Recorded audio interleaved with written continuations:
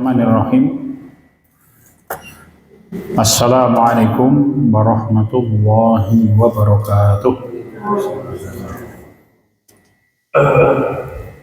Alhamdulillahirabbil alamin.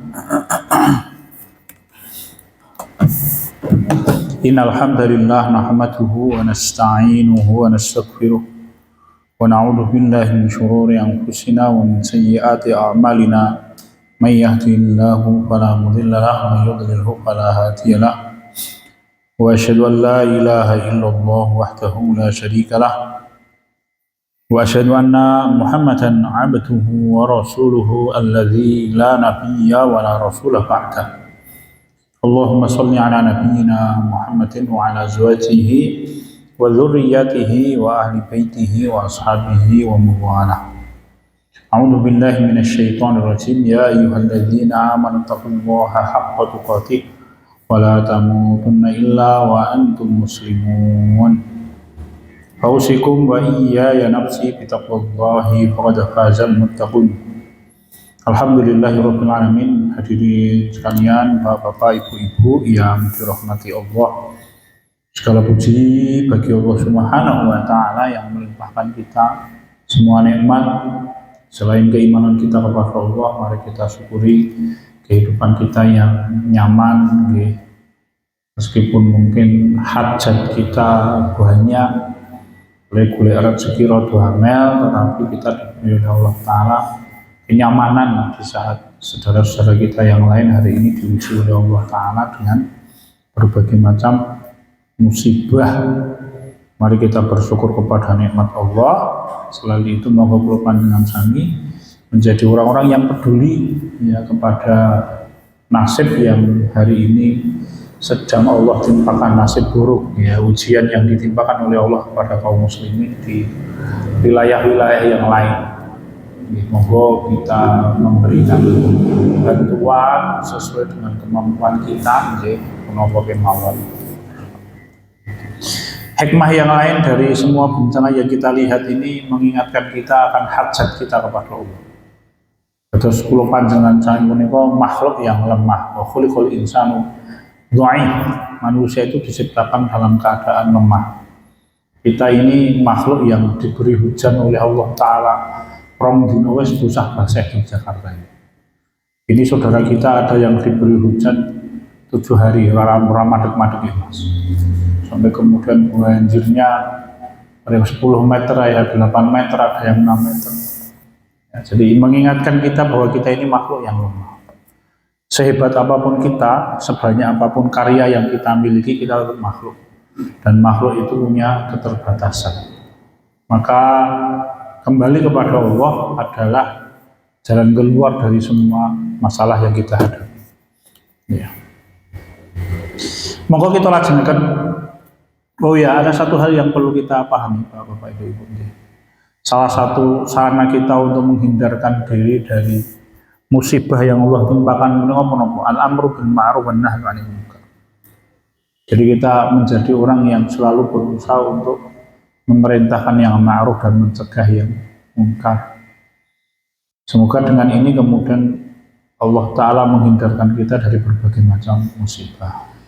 Karena orang yang tidak mau mencegah kemungkaran itu menyebabkan doa-doanya tidak diijabahi oleh Allah. La ta'murunna bil ma'ruf wa la tanhawunna 'anil munkar aw la yushikunallahu ayyam 'asa 'alaikum iqaban minhu tsumma tad'unahu fala yustajab. Jadi kalau kita tidak mau memerintahkan yang ma'ruf, mencegah yang mungkar, maka Allah akan menurunkan hukuman dari langit, dan ketika kita berdoa tidak diterima oleh Allah Ta'ala doa. Bahkan sahabat Abu Bakar As-Siddiq radhiyallahu anhu penekanannya summa yad'u khiyarukum fala yustajab lahum. Kemudian orang yang paling soleh di antara kalian berdoa orang bakal dikabulkan oleh Allah Subhanahu wa taala. Ya. Dan tentunya semua musibah itu sumbernya sakjane ya tumindak dosa. Karena musibah kan ada dua macam. Musibah bagi orang-orang yang soleh, yang dekat dengan Allah, yang betul-betul dosa itu tidak berdekatan dengan orang itu. Ya duwe dosa ning dosane itu dosa-dosa gede Mas. Itu fungsi musibah untuk mengangkat derajat. Sedangkan bagi ahli maksiat seperti kita, maka musibah itu menghapus dosa dan kesalahan-kesalahan kita. Jadi musibah yang kita rasakan itu kalau saya lebih baik bersangka bahwa itu sumbernya adalah dosa kita. Maka mari kita jauhi dosa, apapun dan bagaimanapun dosa itu kecelakaan yang besar bagi manusia di dunia, langkung-langkung di akhirat. Tidak berpanjang-panjang, monggo Bapak-bapak, hadirin sadaniullah wa iyyakum, kita langsungkan manzilatut taubah. Imam Ibnul Qayyim al-Jauziyah rahimahullah menyampaikan wa awwalu ma'ani taubati an tandura ila ma kana min inkhila'ika 'anil i'tisam billah hina itiyani dzulm. Jadi makna pertama yang harus dipahami oleh seseorang yang bertaubat itu apa? Hendaklah orang yang bertaubat itu memahami bahwa ketika kita berbuat dosa itu kita inkhila anil i'tisami billah. Jadi ketika kita berbuat dosa itu kita meninggalkan amal soleh yang besar, yaitu al-i'tisam billah, berpegang teguh dengan talinya Allah, wa'tasimu bihablillahi jami'an. Itu perintahnya Allah dalam Al-Quran. Allah memerintahkan kita untuk berpegang teguh dengan hablullah, dengan tali Allah. Itu Quran, gitu, Islam yang Allah turunkan kepada kita. Nah, orang yang berbuat dosa, orang yang bertaubat kembali kepada Allah itu memahami bahwa pada waktu kita berbuat dosa itu kita meninggalkan satu amal soleh yang besar, yaitu al-i'tisamu billah, berpegang teguh dengan tali Allah Subhanahu wa taala. Wa anna Allaha mana'a ismataka anka. Nah, ini yang lebih buruk lagi kemudian. Lalu yang kedua, kita juga harus memahami bahwa dalam hal ini Allah Ta'ala itu tidak menjaga kita dari dosa. Itu kan tanda keburukan itu. Tanda kebaikan manusia pun itu ketika dia akan membuat perbuatan, melakukan perbuatan yang salah, akan dihalangi oleh Allah. Itu tanda kebaikan. Contohnya saya Kanjeng Nabi kita Muhammad Sallallahu Alaihi Wasallam. Rasul kita itu sebelum menjadi Nabi itu, bahkan ketika kepengen mendatangi perayaan yang diadakan oleh orang musyrikin Quraisy pun itu, Kanjeng Nabi Muhammad SAW ngantuk di pinggir jalan, bleksek terus sare Mas. Jadi nek jenengan mirsani ana cah nomo nggetak nang pinggir dalan iki aja langsung wong mabuk. Bisa jadi kayak wong soleh tenan. Nggih Mas. Nek raine resik ya Mas, gawene dikit. Nek potongane wis prejengane serambet jadi ya bisa jadi karena mabuk. Nek ya aja langsung mbok kae wong mabuk, belum tentu. Ya bisa jadi dia adalah orang yang dihalangi oleh Allah dari perbuatan maksiat. Iso dadi, ya Pak. Mengko arang-arang ya. Tetapi betulan kalau ada orang yang betul-betul oleh Allah dihalangi dia dari maksiat, itu tanda kebaikan. Ingkang ngawali sinten? Nabi Yusuf alaihissalam. Allah ngendika wa kadzalika linasrifa anhu su wal fahsya innahu min ibadinal mukhlasin. Demikianlah kami hindarkan Yusuf dari perbuatan dosa, perbuatan keji, berzina. Sungguh dia termasuk golongan hamba-hamba kami yang mukhlas, orang yang hatinya itu sudah dibikin ikhlas oleh Allah Ta'ala. Jadi ketika kita berbuat dosa, jadi lalat, pada waktu kita bertaubat, satu hal yang bisa kita pakai untuk menekan kita agar kita bersungguh-sungguh bertaubat kepada Allah. Dengan taubatan nasuha pun itu satu tadi, bahwa kita memahami pada waktu kita berbuat dosa itu kita meninggalkan satu perintah Allah Ta'ala yang sangat besar. Apa itu? Berpegang teguh dengan tali Allah. Ya, jadi kita meninggalkan amal itu, al-inkhila al-i'tisabi billah. Dan itu urusan yang besar. Allah memerintahkan kita untuk memegang teguh tali Allah, lah kita justru meninggalkan tali Allah itu. Ini maksiat. Belum nanti dihitung maksiatnya loh. Jadi ini hitungan secara global, nek wong tuh tidak dosa itu berarti dia meninggalkan perintah untuk berpegang teguh dengan tali Allah. Belum dihitung dosane apa itu kemudian. Nanti ono hitungan dhewe malih. Maka kadang-kadang bapak-bapak, ibu-ibu, hadirin sekalian yang dirahmati oleh Allah, kadang-kadang orang berbuat dosa satu itu berbuat maksiat sekali, syarat kalimatnya. Kadang-kala orang berbuat maksiat sekali itu dosanya rameng siji loro, Mas. Ya, tetapi bisa jadi besar, banyak. Kados ini nek wonten ing surat Al-Hujurat itu ribah, nggih. Ayuhibbu ahadukum ayyakula lahma akhihi maitan fakarihtumuh. Dosane telu. Orang ribah itu seperti orang memakan daging manusia. Yang kedua, manusia ini saudaranya meneh. Yang ketiga, fakarihtumuh, pada waktu itu kita tidak suka itu. Jadi 3 macam itu. Kalau Rasul kita Muhammad SAW juga misalkan orang memakan harta riba yang paling ringan itu seperti seorang laki-laki yang berzina dengan ibu kandungnya, di bawah kelambu. Kak, telu Mas. Wong tuh minta zina wis dosa. Apa meneh sing dizinoi ibune? Apa meneh ning kelambu Ka'bah? Muat dosane numpuk-numpuk itu. Maka bapak, ibu-ibu, rekan-rekan sekalian yang dirahmati Allah, monggo kula panjenengan sami waspada dengan apa ya, dengan perbuatan dosa apapun. Ya tadi paling tidak orang itu sudah jatuh kalau berbuat dosa itu dia meninggalkan perintah Allah untuk berpegang teguh dengan tali. Nah terus kepiye? Ya delok-delok dosane. Ini dosane maling ya berarti maling. Sing dimaling masjid meneh. Oh, kuwi uangnya umat. Bar kuwi wis dimaling, bandane dienggo mabuk meneh lho. Itu akeh meneh ta Mas. Nek tidak ya dienggo modal tumindak dosa liyane. Untuk duwite akeh to, hasil mencuri dari masjid oleh 6 yuta, tukoke motor karo tengah yuta dienggo jambret misalkan. Itu kan nanti terus dosane bertambah-tambah, makono dari satu perbuatan. Ini yang sepindah, engkang nganggo kalih Imam Ibnu Qayyim al-Jauziyah mengingatkan bahwa pada waktu kita bertobat, agar kita bertobat sungguh-sungguh itu memahami bahwa pada waktu kita berbuat dosa itu Allah tidak menjaga kita dari perbuatan dosa, dan itu tanda keburukan.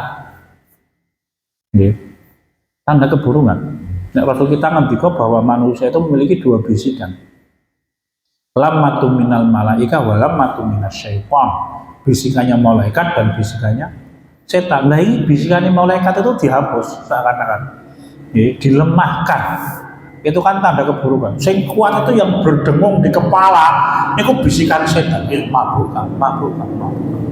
Jambretkan. Itu kan tanda keburukan, tanda yang tidak baik. Jadi orang itu dibikin oleh Allah Ta'ala suasana hati dan pikirannya itu yang ajak tumindak dosa. Na'udzubillah subhanallah. Ini. Yang ketiga, wa antang duro ila makana min farhika inda zufrika fi dzalika dzam. Yang ketiga, yang lebih lagi itu ketika nanti kita berbuat dosa dan hati kita gembira dengan perbuatan dosa. Oh, itu lebih dibenci oleh Allah Ta'ala. Kenapa? Karena syaratnya orang tobat itu al-i'tizar, merasa menyesal. Bukan merasa menyesal. Tentu menyesal gini Mas. Jadi menyesal an-nadam, kemudian i'tizar, kemudian iqla' Imam Ibnu Qayyim al-Jauziyah. Menyesal, kemudian al-iqla' tidak pernah diulangi, ditinggalkan dosa dan tidak pernah diulangi selama-lamanya. Kemudian al-i'tizar, ngaku nek awake dhewe tumindak dosa.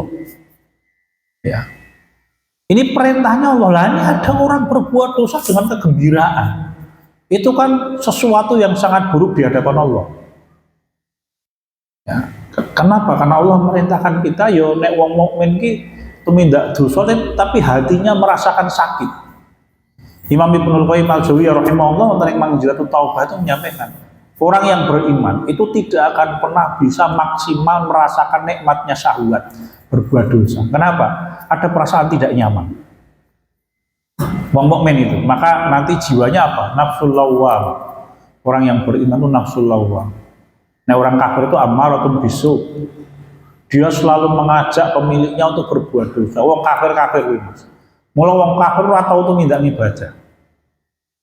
Kalau orang muslim itu lawamah, ya. La uqsimu bi nafsil lawwamah, la uqsimu bi yaumil qiyamah wa la uqsimu bin nafsil lawwamah. Ya Allah itu bersumpah dengan jiwa lawamah yang suka mencela. Kapan? Ketika dia berbuat dosa, dia celah dirinya. Dia tahu ini salah, ini dosa. Ini tanda keimanan kepada Allah Ta'ala. Ini nek wong tuh minta dosa kok buabar belas, wes orang rasa kayak salah, wah bahaya. Kemungkinan besar hatinya tuh kalaupun toh sakit itu sakitnya parah mas. Gua tok wisan mas. Nek neng rumah sakit itu wis sumnawa pasang pacu jantung gitu mas. Oksigen diawasi 24 jam sentik-sentik pokoknya. Tinggal nunggu pisan listriknya mati pet, kemudian jebule gensetnya ya rusak itu wes. Mati wongnya mas, seakan-akan begitu.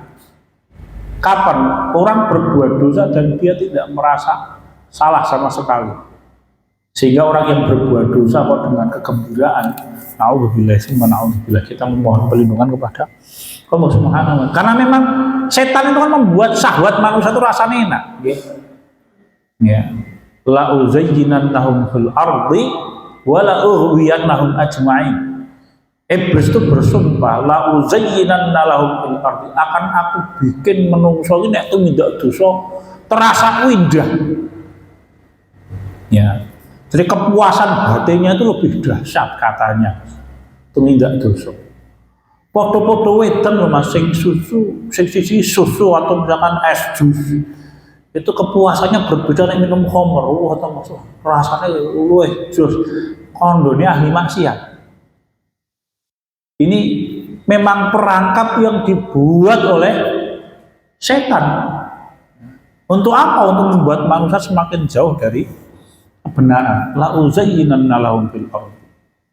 Akan aku buat mereka sungguh-sungguh merasakan perbuatan dosa itu indah pol. Ya, berzina itu kata manusia yang pernah berzina itu jauh lebih apa ya Mas? Membangkitkan syahwat dibanding dengan berhubungan dengan pasangan hidupnya. Ya memang itulah tazinus syaitan itu. Bagaimana syaitan itu membuat terasa indah betul. Ya, nek ketemu dengan pasangan resminya justru dia tidak bangkit syahwatnya, tetapi ketika bertemu dengan orang lain itu syahwatnya naik. Wah, naudzubillah, itu kita mohon perlindungan kepada Allah Subhanahu wa Ta'ala. Ini satu peringatan yang disampaikan oleh Imam Ibnul Qayyim al-Jauziyah rahimahullah. Jadi ketika kita bertobat, mari kita bersungguh-sungguh memahami, iya ya, biar ini pas tidak dosa. Lah kok malah tertawa terbahak-bahak. Maka nanti Allah akan membalasnya dengan apa? Membuat dia menangis terseduh-seduh di hadapan Allah Ta'ala. Sebagaimana kalau ada orang yang selalu banyak menangis karena takut kepada Allah, itu di hari kiamat Allah akan memberikan kepada dia kegembiraan yang berlipat-lipat. Maka Imam Ibnul Qayyim al-Jauziyah rahimahullah menyampaikan di dalam kitab Madarijus Salikin, lebih baik kita berteman dengan orang-orang yang mendatangkan untuk kita rasa takut, tetapi memberikan kita jaminan keamanan di hari kiamat, daripada kita berteman dengan orang yang selalu membuat kita tertawa tapi jelomprongke, menjatuhkan kita ke dalam kesedihan dan kepedihan yang panjang. Tetapi kan manusia punika biasanya luwih milih sing seneng karo seneng. Sedangkan ujungnya nanti kesusahan. Pramila Allah bertanya, "Falak tahamal aqabah." Wahai manusia, kenapa kau engkau tidak memilih jalan yang menanjak? Sedangkan jalan menanjak itu jalan menuju Allah Ta'ala. Ya. Ini disampaikan oleh Allah Ta'ala dengan Al-Quran.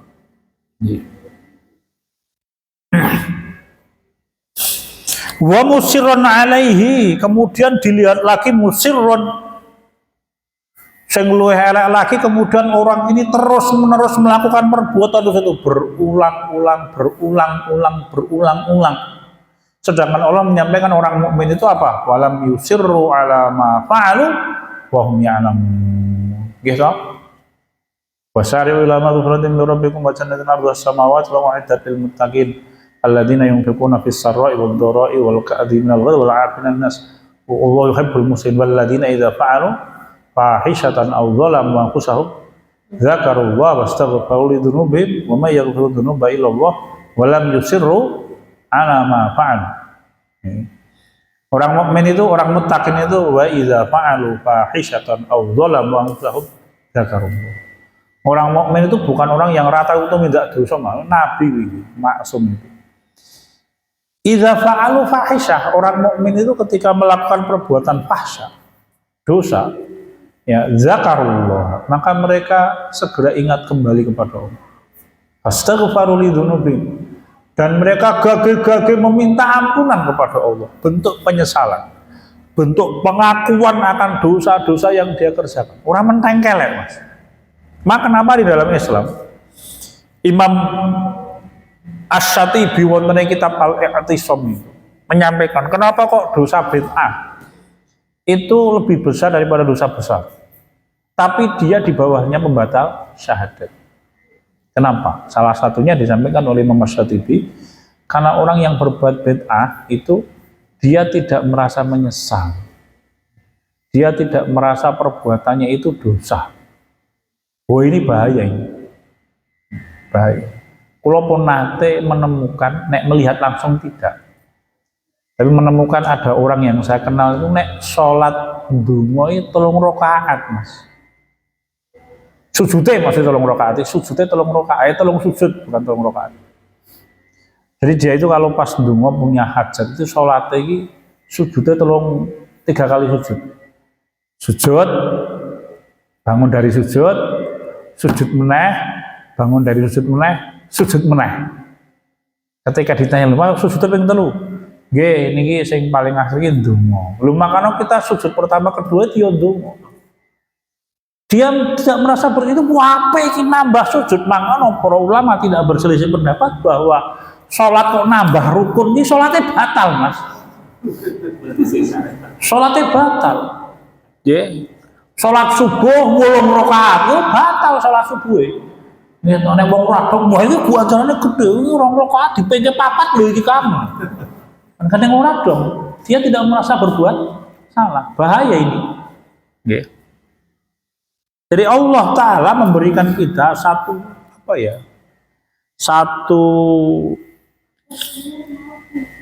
pengikat. Wong mukmin iki nek tidak dosa merasa bersalah, akibatnya apa? Dia tidak akan mengulangi terus-menerus. Perasaan tidak nyaman. Walam yusirru ala ma fa'al, dan dia tidak terus-menerus nggih amblek di dalam tumindak dosa itu. Wa hum ya'lamun, dan sedangkan mereka waktu itu mengetahui.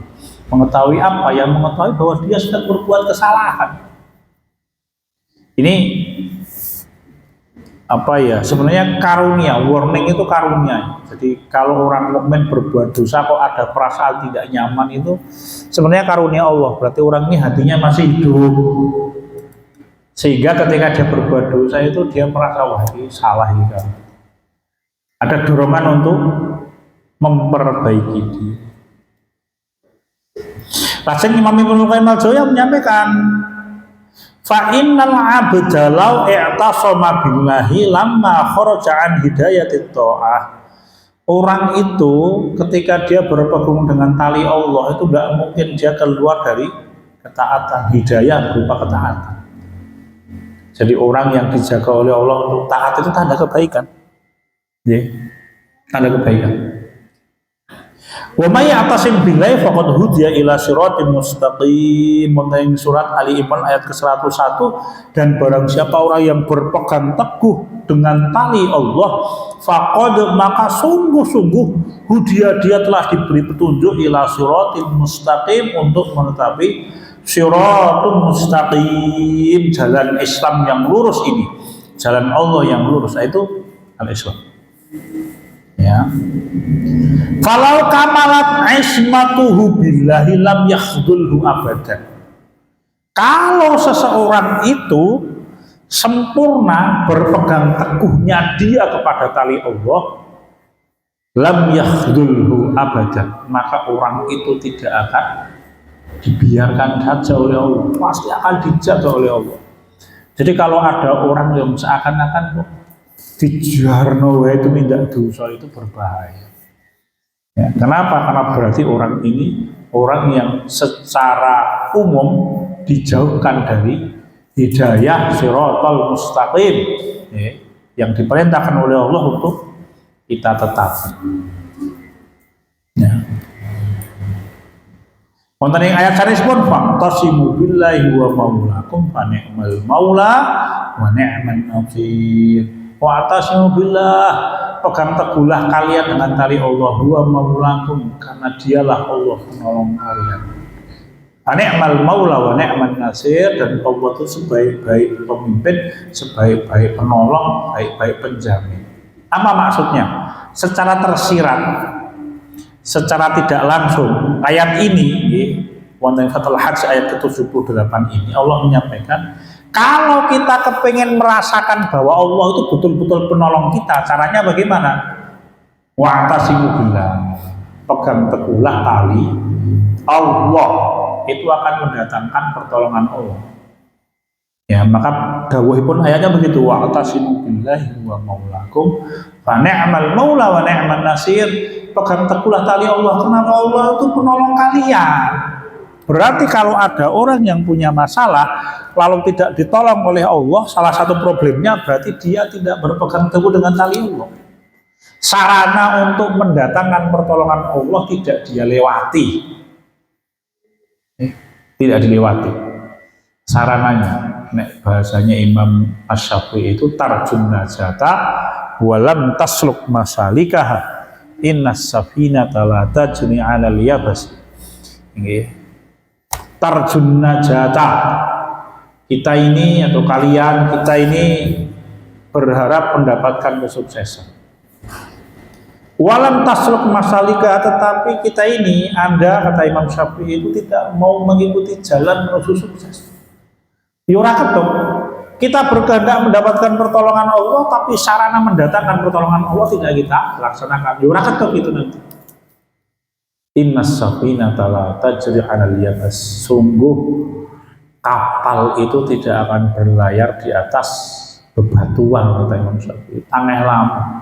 Ono kapal, ono perahu kok melaku ning dhuwur daratan itu, kecuali ya perahu wong dodol sate itu.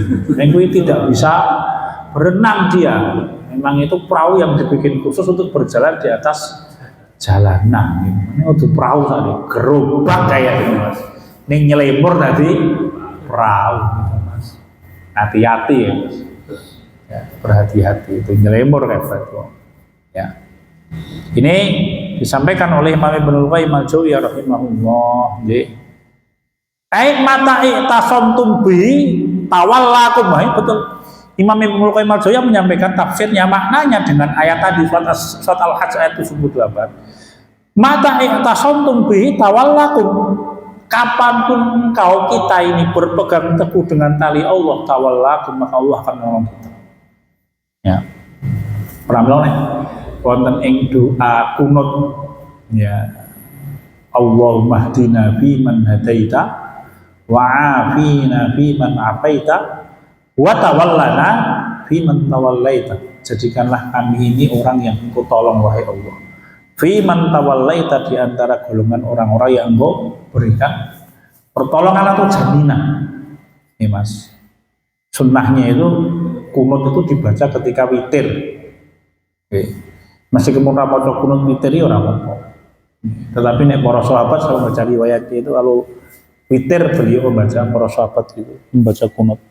Sahabatnya doa itu.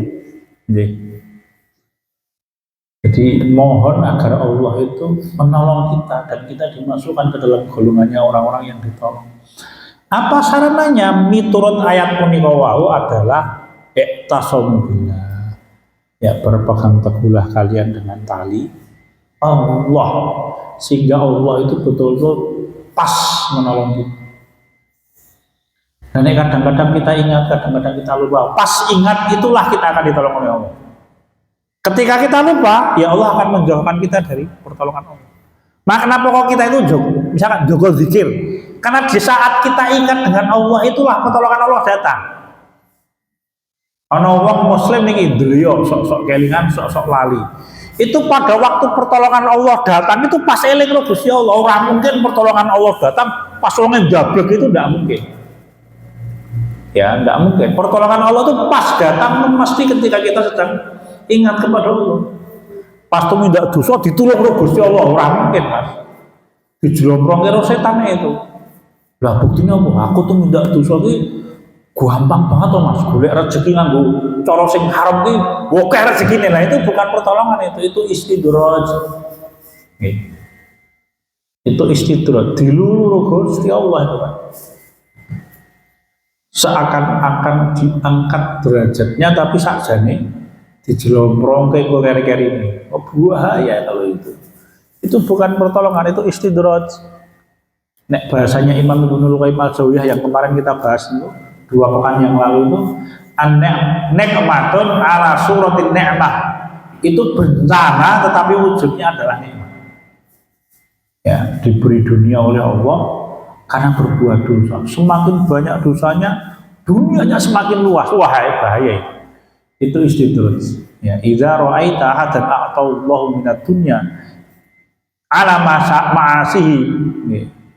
Fa'lam annahu istidraj atau kama qala Rasul. Kita akan dikon idza ra'aita ahadan, kalau engkau melihat seseorang a'tahu Allahu minad dunya ma yuhibbu min ma'asi, yang diberi oleh Allah dunia karena perbuatan dosa yang dia kerjakan. Fa'lam, ketahuilah annahu istidraj, itu adalah istidraj, dilulu Gusti Allah. Ya, dilulu Gusti Allah. Wah, piye Mas? Apa itu? Sing riba iki cocok ora ono rugine nggih Mas. Riba iki nganake duit, nek duit mana iki ora ono matine masalah. Nggih, nek manake kewan iki ono mati, nek ono resikone mati, nek anake duit iki ora ono resikone mati Mas. Ya. Ini yang mesti untung lah. Tetapi apakah ya kita mencari dengan cara yang tidak dihalalkan oleh Allah? Tentu tidak, yaitu istidraj. Ya, istidraj. Semakin kuat dosanya, semakin lebar rezeki. Wah ya bahaya itu nanti. Jadi ikatan syahwat dosa itu ikatan yang paling susah dilepas oleh manusia. Jadi orang itu kalau sudah terikat dengan nikmatnya syahwat yang dia kerjakan, biasanya harta atau wanita atau lawan jenis atau kedudukan, ya Mas. Jadi tokoh. Semakin menakutkan, semakin jelek, semakin dihormati. Namun geng-geng sing rusak-rusakan Mas. Komandan ini paling kejam, paling ngawur, Mas. Jadi komandan ini semakin kejam, semakin terkenal. Baca uang anti matur yang pisangnya Mas, nanti peng 10 hanya. Waduh, itu kedudukan. Ya, dan kedudukan itu rupanya enak Mas. Jadi orang punya kedudukan, kenapa? Secara otomatis ketika kedudukannya semakin tinggi nanti fasilitasnya akan semakin banyak. Saya pernah mendapatkan Abu Jahal, itu dia ngakui secara tidak langsung bahwa Nabi Muhammad itu benar. Tapi Abu Jahal mengatakan, lah kalau aku masuk Islam akan aku letakkan di mana kehormatan di tengah-tengah bangsa. Abu Jahal orang golek duit, ya Mas. Dia tidak khawatir yang mlebu Islam itu dengan pendapatan hariannya, bukan.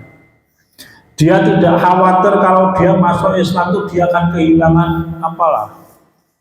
fans club, cewek Arab yang cantik-cantik misalnya. Dia tidak khawatir. Yang dia khawatirkan kalau dia masuk Islam, lalu kedudukan dia di kalangan orang-orang Arab hilang. Akan aku letakkan di mana harap kedudukan mukaku di depan orang-orang Arab. Dia khawatir. Ya, ini ikatan syahwat itu. Ikatan syahwat. Syahwat apa? Syahwat kedudukan. Jahun gitu. Jadi ini memang orang kalau sudah merasakan itu wangen, dilepas itu berat. Ya, berat. Saya punya teman yang beliau pernah bercerita, kenapa kok nyuwun ngapunten mas-mas sing do ngamen yang pinggir jalan gue itu bener kalau nanti ketangkap dimasukkan ke dinas sosial, diberi keterampilan, diculke meneh ngamen meneh. Kenapa itu? Itu saya dapat cerita mungkin sekitar 15-20 tahun yang lalu zaman semono loh Mas. Itu berat Pak. Kenapa? Setiap kali dilepas mesti ngamen meneh. Karena ngamen yang pinggir jalan ngono kae. Ming keplok-keplok gitu Mas. Baru itu ngiyom. Itu zaman semono tuh sehari bisa 50.000 rupiah. Zaman semono. Wes bisa dipastikan minimal 50.000 rupiah. Ming modal ngono kuwi. Kowe kon nyambut gawe dari tukang kuayu kesel-kesel sosok le bayar telat gitu Mas. Apa meneh sok-sok jebule tidak sesuai dengan perjanjian. Sedina kandhane 100.000 jebule ming 80.000 misalnya. Ini enggak Mas.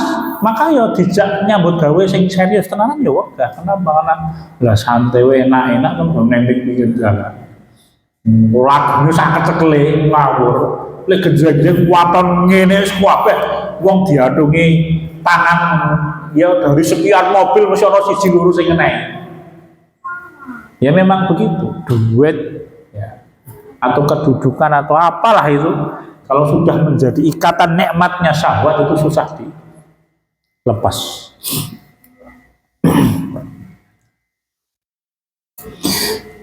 Ai mata iktasamtum bi tawallakum wa nasarakum ala anfusikum wa ala syaitan wa humal udwan alladzani la yufariqanul abd.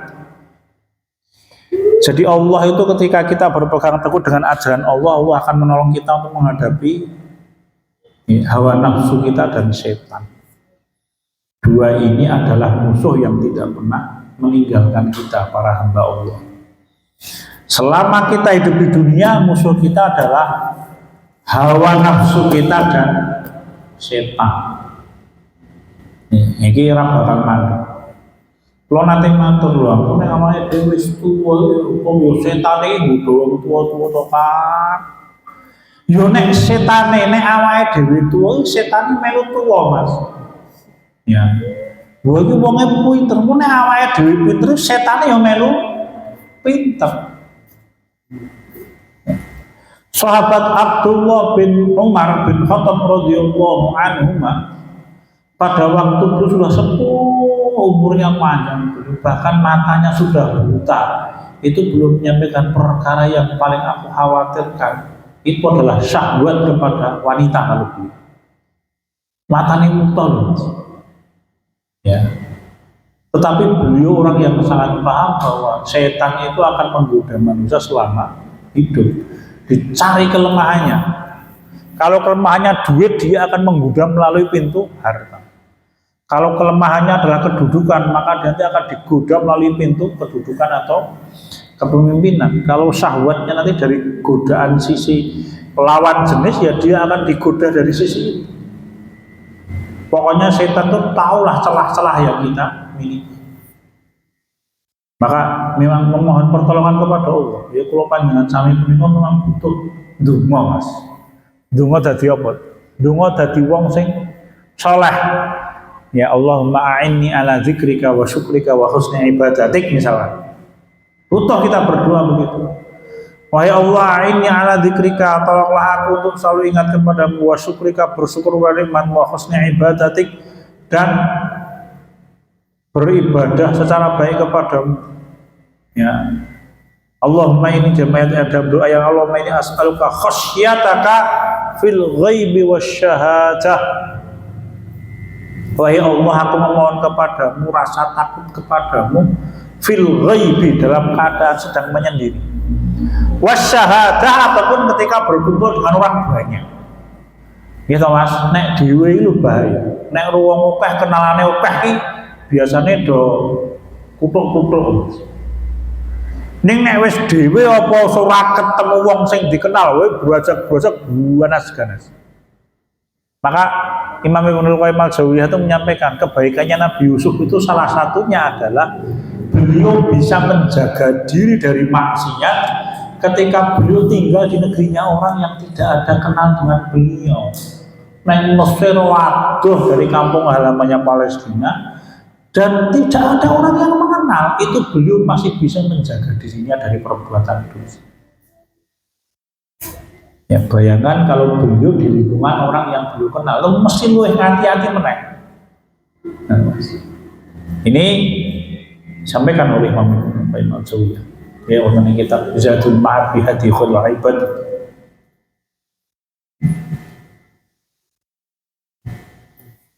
Wa adawatuhuma adharru min adawatil aduwil khariji. Permusuhan setan dan hawa nafsu kepada kita itu jauh lebih berbahaya daripada permusuhan manusia. Manusia itu nek sengit paling pol dipateni Mas.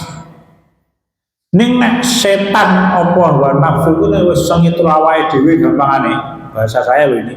Maka dia tidak hanya akan membunuh kita ning mlebuke ning neraka. Makanya neraka itu ora mati ini. Wa ya'tihil mautu mungkin limakane wa ma huwa bimayyit. Wong mlebu neraka itu kematian datang dari semua sisi ning ora mati ning kono. Wah itu ora biyanat Mas. Sakjane iki mati, tetapi Allah sudah menghilangkan kematian dari neraka. Wah ini tempat yang paling mencelakakan. Semua sisinya udaranya membuat mati, minumannya membuat mati, makanannya membuat mati. Ya toh. Apalagi hantamannya cetok. Neng dulu dikepruk duit abang-abang ki ora mumet sirahe. Tuambah seger gitu Mas. Sing dulu ngopo duit abang-abang itu buana neng neraka ora nunggu ya Mas. Wa ya'tihil mautu min kulli makan. Dan mati itu datang kepada dia dari semua sisi. Wa ma huwa bimayyit, tetapi orang mati om. Maka godaan setan dan godaan hawa nafsu itu abdur, jauh lebih berbahaya. Dari apa? Dari permusuhan siapa? Selain mereka berdua. Di dunia tentunya aja. Di dunia. Ini disampaikan oleh manusia.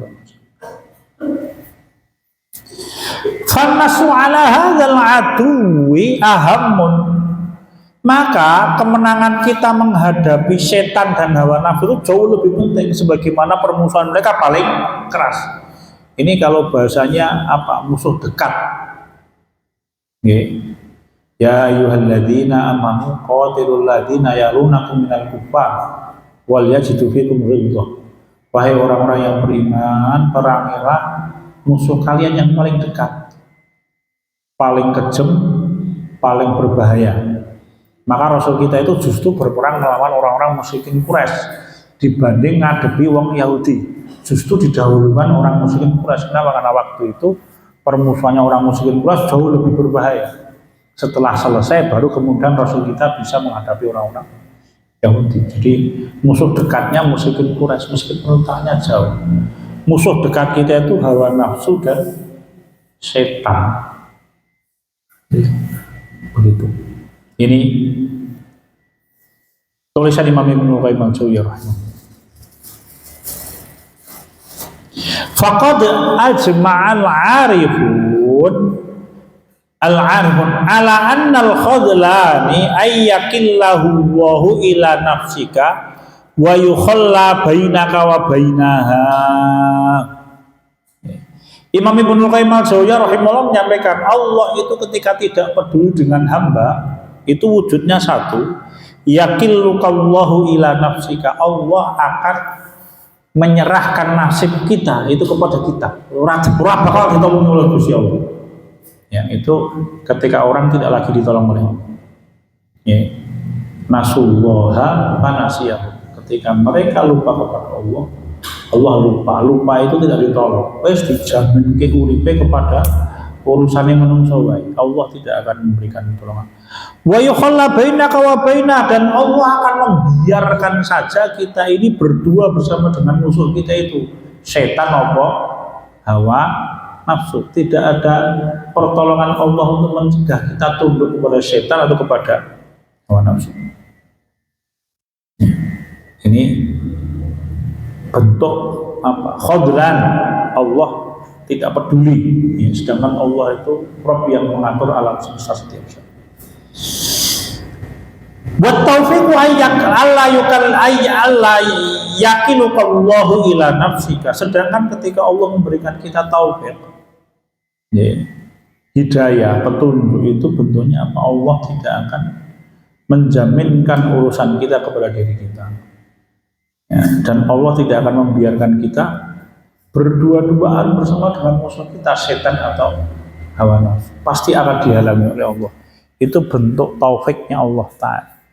Allahu a'lam. Sekian dan demikian Bapak, Ibu-ibu ingkang saged kula aturaken wonten ing dalu punika, insyaallah kita laksanakan pekan depan insyaallah. Sekian dan demikian, walhamdulillahirabbil alamin. Kalau ada perkataan yang tidak berkenan, saya mohon maaf sebesar-besarnya. Saya kembalikan kepada pembawa acara. Assalamualaikum warahmatullahi wabarakatuh.